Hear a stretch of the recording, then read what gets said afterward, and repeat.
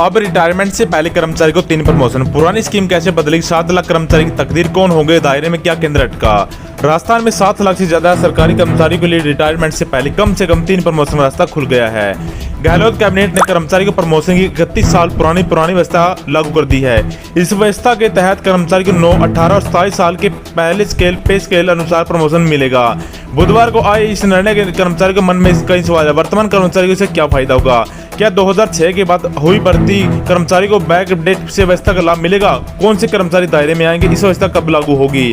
पहले जान लेते हैं कि पुरानी वाली सिलेक्शन स्केल व्यवस्था।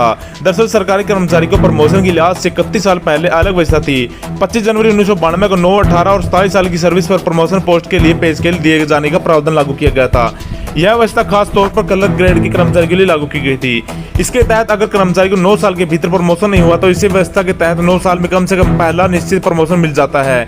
इसके तहत कर्मचारी को अपनी एक सर्विस में कम से कम 3 प्रमोशन मिल जाते हैं। उसी के तहत उच्च पदों पर पदोन्नति के साथ साथ कर्मचारी की तनख्वाह यानी ग्रेड भी बढ़ जाता है। 2006 में लागू हुई थी एपीसी व्यवस्था। 2006 के छठे वेतन में आयोग की सिफारिशों लागू करते समय सिलेक्शन स्केल व्यवस्था बंद कर दी गई थी। इसकी जगह एपीसी व्यवस्था लागू की गई। एपीसी यानी कि कैरियर प्रोजेक्शन। केंद्र सरकार ने छठे वेतन आयोग की सिफारिश के आधार पर 10, 20 और 30 साल की सर्विस होने पर एक हायर पे स्केल लेने का प्रावधान किया है। इससे कर्मचारी को हर साल 10 से हायर पे स्केल को लाभ मिल जाता है, लेकिन उसका कार्डर नहीं मिलता है। क्या फर्क है दोनों व्यवस्था में? वरिष्ठ कर्मचारी नेता और पदोन्नति मामलों में जानकर रविंद्र पाकिर बताते हैं कि दोनों व्यवस्थाओं का अंतर इस तरह समझा जाता है कि नई व्यवस्था एसीपी से बिना प्रमोशन हुए केवल अगले वेतनमान का लाभ मिलता है, यानी कि जो क्लर्क उसकी पोस्ट क्लर्क ही रहेगी, बस तनख्वाह बढ़ेगी। लेकिन पुरानी व्यवस्था सिलेक्शन स्केल में प्रमोशन के साथ साथ नए वेतनमान का भी लाभ मिलता था। हरियाणा सीएम का नाभा हाउस का औचक निरीक्षण। नई दिल्ली में आज की संपत्ति का किया मुआयना, प्रॉपर्टी यूज की प्लानिंग बनाने के निर्देश। हरियाणा के मुख्यमंत्री मनोहर लाल दिल्ली दौरे के दूसरे दिन नाभा हाउस का औचक निरीक्षण करने पहुंच गए। वहां उन्होंने स्टेट प्रॉपर्टी का मुआयना किया। साथ ही सीएम ने राज्य की संपत्ति का बेहतर इस्तेमाल किए जाने की अधिकारियों को योजना बनाने के लिए जरूरी दिशा निर्देश भी दिए। सीएम मनोहर लाल इन दिनों 2 दिवसीय फरीदाबाद दिल्ली दौरे पर हैं। पहले दिन उन्होंने फरीदाबाद महानगर विकास प्राधिकरण की मीटिंग में हिस्सा लिया। महिला सम्मान कार्यक्रम में पहुंचे सीएम।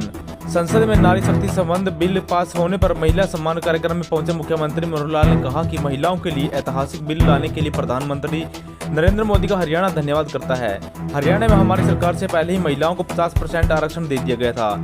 नरेंद्र मोदी के नेतृत्व के लिए इस फैसले से आधी आबादी का हक मिलना सुनिश्चित होगा। 2015 में पानीपत की धरा से प्रधानमंत्री नरेंद्र मोदी ने बेटी बचाओ बेटी पढ़ाओ का अभियान शुरू किया था। आज उस कार्यक्रम के सुखद परिणाम हम आप सामने आ चुके हैं। महिलाओं के लिए ये दिन बहुत ही महत्वपूर्ण और अहम है।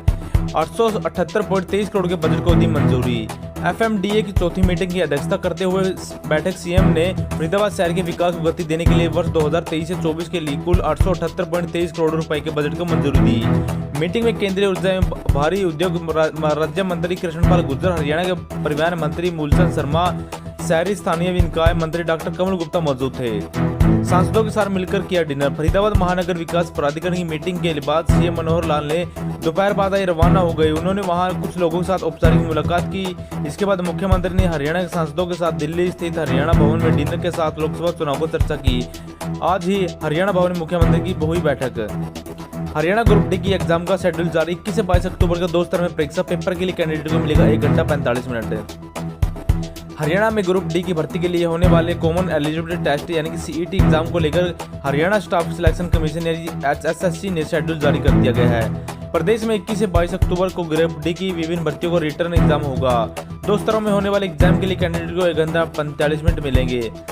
पहले स्तर में सुबह एग्जाम 10 बजे शुरू होकर 11:45 पर समाप्त होगा। इसके बाद शाम को 3 बजे एग्जाम शुरू होकर 4:45 पर समाप्त होगा। ऑब्जेक्टिव टाइप होंगे पेपर। हरियाणा स्टाफ सिलेक्शन की ओर से शेड्यूल में बताया गया है कि पेपर ऑब्जेक्टिव टाइप यानी कि एमसीओ होगा। परीक्षा ऑफलाइन आयोजित की जाएगी। प्रश्न पत्र अंग्रेजी और हिंदी दोनों में दिया जाएगा। उम्मीदवार ने जिस भाषा में आवेदन किया है उसी भाषा में उसको प्रश्न पत्र दिया जाएगा। एचएसएससी की ओर से उम्मीदवारों को सलाह दी गई है कि एग्जाम में संबंधित अधिक जानकारी के लिए आयोग की अधिकारी की वेबसाइट पर विजिट कर सकते हैं। 53,500 रुपए की होगी सैलरी। हरियाणा सरकार चयन ग्रुप डी की भर्ती के माध्यम से हरियाणा ने विभिन्न विभागों, बोर्डों, निगमों, आयोगों से 13,536 पदों को भरेगा।